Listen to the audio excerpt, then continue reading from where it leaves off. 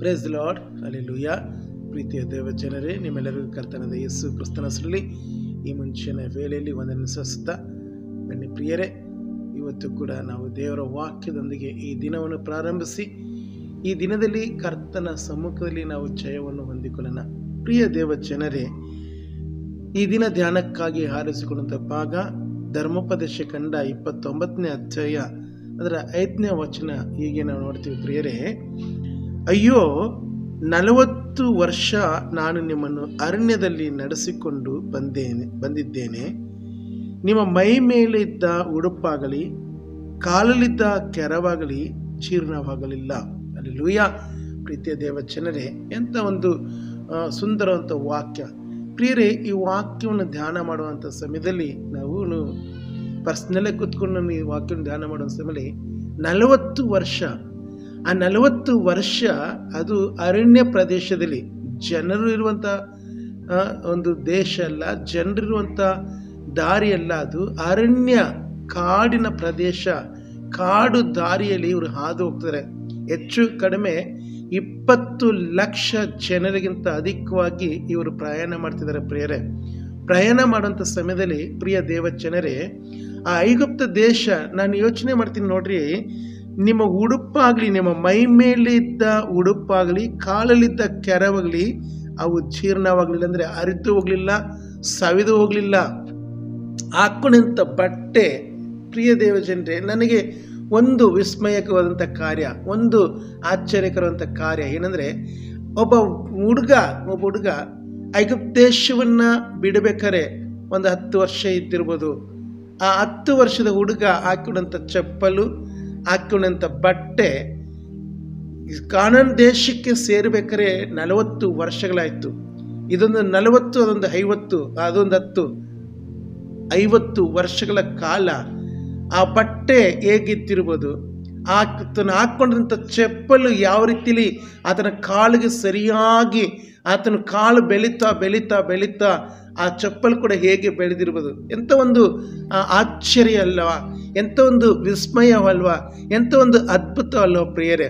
ಪ್ರಿಯ ದೇವ ಜನರೇ, ಆ 40 ವರ್ಷಗಳ ಕಾಲ ಅವರ ಮೈ ಮೇಲಿದ್ದಂಥ ಬಟ್ಟೆ ಅರಿದು ಹೋಗಲಿಲ್ಲ ಅಂತ ದೇವರು ವಾಕ್ಯ ಹೇಳ್ತದೆ ಪ್ರಿಯರೇ. ಅವರು ಹಾಕಿಕೊಂಡಿದ್ದಂಥ ಚಪ್ಪಲು ಸವಿದು ಹೋಗಲಿಲ್ಲ, ಚಿಕ್ಕದಾಗಲಿಲ್ಲ, ಸಣ್ಣವರಿಗೆ ಚಿಕ್ಕದಾಗಲಿಲ್ಲ, ದೊಡ್ಡವರಿಗೆ ದೊಡ್ಡದಾಗಲಿಲ್ಲ ಪ್ರಿಯರೇ. ಪ್ರಿಯ ದೇವ ಜನರೇ, ಎಂಥ ಒಂದು ಅದ್ಭುತ ನೋಡ್ರಿ, ಎಂಥ ಒಂದು ಆಶ್ಚರ್ಯಕರ ರೀತಿಲಿ ನಡೆಸ್ತಿದ್ದಾನೆ ದೇವರಂದರೆ, ಇದನ್ನು ಯಾವ ರೀತಿಲಿ ವರ್ಣಿಸಬೇಕು, ಯಾವ ರೀತಿಲಿ ವಿವರಣೆ ಮಾಡಬೇಕು ಅರ್ಥ ಆಗ್ತಿಲ್ಲ ಪ್ರಿಯರೇ. ಈ ಒಂದು ಅದ್ಭುತವಂತ ಒಂದು ಸನ್ನಿವೇಶ ಪ್ರಿಯ ದೇವಚನರೇ, ನಾವು ಸಾಧಾರಣವಾಗಿ ನಮ್ಮ ಮಕ್ಕಳಿಗೆ ಬಟ್ಟೆಯನ್ನು ತೆಗೆದುಕೊಳ್ಳುವಾಗ 1 ವರ್ಷದ ಬಟ್ಟೆ ತೊಗೊಂಡ್ರೆ, 1 ವರ್ಷ ಎಂಬುದಾಗಿ ನಾವು ಹೇಳಿ ತೊಗೊಂಡ್ರೆ 1 ವರ್ಷ 2 ವರ್ಷ ಹಾಕ್ಕೋಬೋದು ಅಷ್ಟೇ. ಅದು ಆದ ನಂತರ ಅದು ಹರಿದು ಹೋಗ್ಬೋದು, ಇಲ್ಲವೇ ಅದು ಸಣ್ಣದಾಗ್ಬೋದು.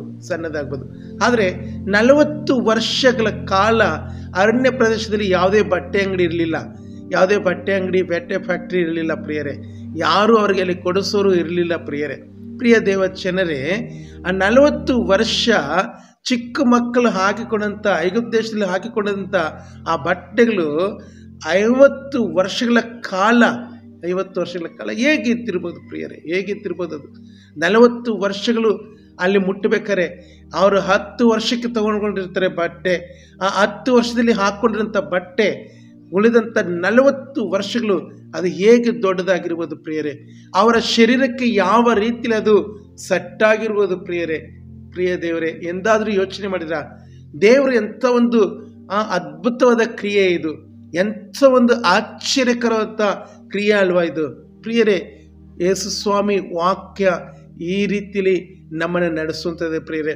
ಪ್ರಿಯ ದೇವ ಜನರೇ, ನೀವು ಕೂಡ ಇವತ್ತು ಯೋಚನೆ ಮಾಡ್ತಿದ್ದೀರಾ, ನೀವು ಕೂಡ ಇವತ್ತು ಕಷ್ಟದಲ್ಲಿ ಇದ್ದೀರಾ, ನೀವು ಕೂಡ ಅರಣ್ಯ ಪ್ರಯಾಣ ಮಾಡ್ತಿದ್ದೀರಾ. ಭಯಪಡಬೇಡ್ರಿ ಪ್ರಿಯರೇ. 40 ವರ್ಷಗಳ ಕಾಲ ಅವರ ಕಾಲು ಕಲ್ಲಿಗೆ ತಗಲದಂತೆ ಅರಣ್ಯ ಪ್ರದೇಶದಲ್ಲಿ ಯಾವುದೇ ಕೊರತೆ ಬಂದಾಗಲೂ ಅದನ್ನು ನಿಭಾಯಿಸುತ್ತಾ ಅವ್ರಿಗೆ ಹೆಚ್ಚಾದ ಕೊರತೆಗಳು ಬಾರದಂತೆ ಹಗಲು ರಾತ್ರಿ ಮೇಘಸ್ತಂಭವಾಗಿಯೂ ಅಗ್ನಿಸ್ತಂಭವಾಗಿ ಇದ್ದಂಥ ದೇವರು ಇವತ್ತು ನಿನ್ನ ನನ್ನ ಪ್ರತಿಯೊಬ್ಬರಿಗೂ ಅದೇ ದೇವರು ಅಗ್ನಿಸ್ತಂಭವಾಗಿದ್ದಾನೆ ಪ್ರಿಯರೇ. ಹಲ್ಲೆಲೂಯಾ. ಮೇಘಸ್ತಂಭವಾಗಿದ್ದಾನೆ ಪ್ರಿಯರೇ. ಹಲ್ಲೆಲೂಯಾ. ಪ್ರಿಯ ದೇವಜನರೇ, ಆ 40 ವರ್ಷಗಳ ಕಾಲ ಪೋಷಿಸಿದಂಥ ದೇವರು ಇವತ್ತು ನನ್ನನ್ನು ನಿಮ್ಮನ್ನು ಪೋಷಿಸುವಂತನೇ ಇದ್ದಾನೆ ಪ್ರಿಯರೇ. ಅದರಿಂದ ಭಯಪಡಬೇಕಾಗಿಲ್ಲ. ಏನಪ್ಪ ಮಾಡೋದು, ಹೇಗಪ್ಪ ಮಾಡೋದು, ಮಕ್ಕಳ ಭವಿಷ್ಯ ಹೇಗೆ, ಮಕ್ಕಳ ವಿದ್ಯಾಭ್ಯಾಸ ಹೇಗೆ, ಮನೆ ನಡೆಸೋದು ಹೇಗೆ ಎಂಬುದಾಗಿ ಭಯಪಡಬೇಡ್ರಿ ಪ್ರಿಯರೇ. ಇಸ್ರಾಯೇಲ್ ಜನರು ಆ ಒಂದು ಅರಣ್ಯ ಪ್ರದೇಶದಲ್ಲಿ ಯಾವುದಕ್ಕೂ ಅವ್ರಿಗೆ ಚಿಂತೆ ಆಗಲಿಲ್ಲ, ಯಾವುದಕ್ಕೂ ಅವರು ಚಿಂತೆ ಮಾಡಲಿಲ್ಲ ಪ್ರಿಯರೇ. ಮಕ್ಕಳ ಭವಿಷ್ಯ ಎಂದಾಗಿ ಯೋಚನೆ ಮಾಡಲಿಲ್ಲ ಪ್ರಿಯರೇ. ಮಕ್ಕಳಿಗೆ ಹೇಗಪ್ಪ ಬಟ್ಟೆ ಕೊಡಿಸೋದೆಂದಾಗಿ ಯೋಚನೆ ಮಾಡಲಿಲ್ಲ. ಮಕ್ಕಳಿಗೆ ಹೇಗಪ್ಪ ಚಪ್ಪಲ್ ಕೊಡಿಸ್ಬೇಕೆಂದಾಗಿ ಯೋಚನೆ ಮಾಡಲಿಲ್ಲ ಪ್ರಿಯರೇ. ಪ್ರಿಯ ದೇವಜನರೇ, ಎಲ್ಲವೂ ಪಿನ್ ಟು ಪಿನ್ನು ಅವ್ರಿಗೇನು ಅಗತ್ಯ ಇತ್ತೋ ಅದೆಲ್ಲವನ್ನು ದೇವರು ಅನುದಿನವೂ ಅವರನ್ನು ಕೊಟ್ಟು ಪೋಷಿಸಿದಂಥ ದೇವರು ಪ್ರಿಯರೇ. ಹಲ್ಲೆಲೂಯಾ. ಇಂಥ ದೇವ್ರನ್ನ ಇವತ್ತು ನಾವು ನಂಬಿ ಇಂಥ ದೇವ್ರನ್ನ ನಾವು ಹಿಂಬಾಲಿಸಿದರೆ ಅದೇ ದೇವರು ನಮ್ಮನ್ನು ಕೂಡ ಪೋಷಿಸುವಂತಾನೆ, ನಮ್ಮ ಕುಟುಂಬವನ್ನು ಪೋಷಿಸುವಂತಾನೆ ಇದ್ದಾನೆ, ನಮ್ಮ ಮಕ್ಕಳನ್ನು ಪೋಷಿಸುವಂತಾನೆ ಇದ್ದಾನೆ ಪ್ರಿಯರೇ. ಹಲ್ಲೆಲೂಯಾ. ಪ್ರಿಯ ದೇವಜನರೇ, ಆ ಅರಣ್ಯ ಪ್ರದೇಶದಲ್ಲಿ ಇವರಿಗೆ ವಿರುದ್ಧವಾಗಿ ಅನೇಕದಂಥ ಗಂಡಾಂತರಗಳು ಬಂದವು, ಅನೇಕದಂಥ ಶತ್ರುಗಳು ಬಂದರು. ಆದರೆ ಎಲ್ಲವನ್ನು ದಾಟಿ ಹಾಲು ಜೇನು ಹರಿಯುವಂಥ ದೇಶಕ್ಕೆ ಅವರು ಬಂದು ಮುಟ್ತಾರೆ ಪ್ರಿಯರೇ. ಪ್ರಿಯ ದೇವಜನರೇ, ಹಾಲು ಜೇನು ಹರಿಯುವಂಥ ದೇಶಕ್ಕೆ ಅವರು ಮುಟ್ಟಿದ್ರು. ಇವತ್ತು ನಾವು ಆ ಪರಲೋಕ ರಾಜ್ಯಕ್ಕೆ ಮುಟ್ಟಬೇಕಾರೆ ನಮ್ಮ ಜೀವಿತದಲ್ಲಿ ಬರೋದನ್ನೆಲ್ಲ ಕೂಡ ಜಯಿಸಿ ಮುಂದೋದರೆ ನಮಗೂ ಕೂಡ ಪರಲೋಕ ರಾಜ್ಯ ನಿಶ್ಚಯ. ಹಲ್ಲೆಲೂಯಾ. ಪ್ರಿಯ ದೇವಜನರೇ, ನಮ್ಮೆಲ್ಲರನ್ನ ಪೋಷಿಸುವಂಥ ದೇವರು ಆತನು ಆದಿಯಿಂದಲೂ ಇಂದಿನವರೆಗೂ ಎಲ್ಲ ಜೀವರಾಶಿಗಳನ್ನ, ಎಲ್ಲ ಮನುಷ್ಯರನ್ನ ಪ್ರತಿದಿನ ಪೋಷಿಸುವಂಥ ದೇವರು ನಮ್ಮ ದೇವರ ಇದ್ದಾನೆ ಪ್ರಿಯರೇ. ಪ್ರಾರ್ಥನೆ ಮಾಡಿಕೊಳ್ಳೋಣ.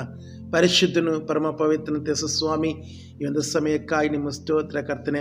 ಅಪ್ಪ, 40 ವರ್ಷಗಳ ಕಾಲ ಅರಣ್ಯ ಪ್ರದೇಶದಲ್ಲಿಂತ ಆ ಇಸ್ರಾಯೇಲ್ ಜನರನ್ನ ಅದ್ಭುತವಾದ ರೀತಿಯಲ್ಲಿ, ಆಶ್ಚರ್ಯಕರವಾದ ರೀತಿಯಲ್ಲಿ ಅಮೋಘವಾಗಿ ಕರ್ತನೆ ನಡೆಸಿಕೊಂಡು ಬಂದ ನನ್ನ ದೇವರೇ, ನಿಮಗೂ ಸ್ತೋತ್ರ ಸ್ವಾಮಿ.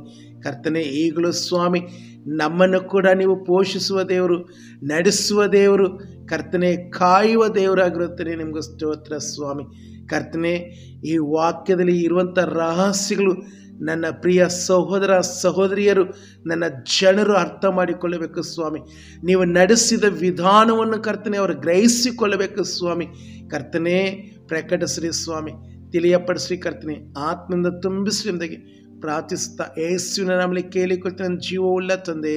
ಆಮೇನ್, ಆಮೇನ್. ಪ್ರಿಯ ದೇವಜನರೇ, ನಿಮ್ಮೆಲ್ಲರನ್ನು ದೇವರ ಆಶೀರ್ವಾದ ಮಾಡಲಿ. ಈ ವಾಕ್ಯಗಳನ್ನು ಹೆಚ್ಚಾಗಿ ಧ್ಯಾನ ಮಾಡಿರಿ. ಇನ್ನು ಹೆಚ್ಚಿನ ರಹಸ್ಯಗಳನ್ನ ದೇವರ ಆತ್ಮ ನಿಮಗೆ ತಿಳಿಸುವಂತಾನೆ. Praise the lord. God bless you.